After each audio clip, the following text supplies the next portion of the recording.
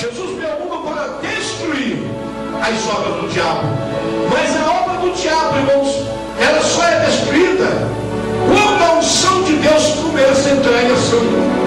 A obra do diabo começa a ser destruída quando a unção de Deus começa a entrar em ação dentro do seu corpo.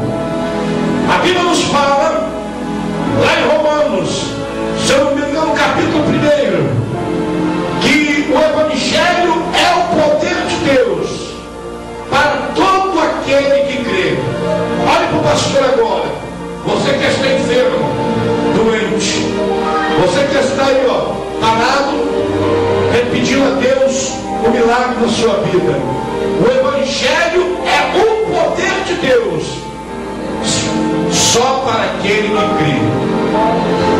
Aquele que não crê, o Evangelho é mais uma coisa que está se falando, é mais uma frase, é mais um livro. O Evangelho, irmão, só se torna poder como Cristo. Se você crê neste momento, o que está sendo falado pelo pastor Hilton César, ei, a palavra que sair da minha boca vai se transformar em poder de Deus.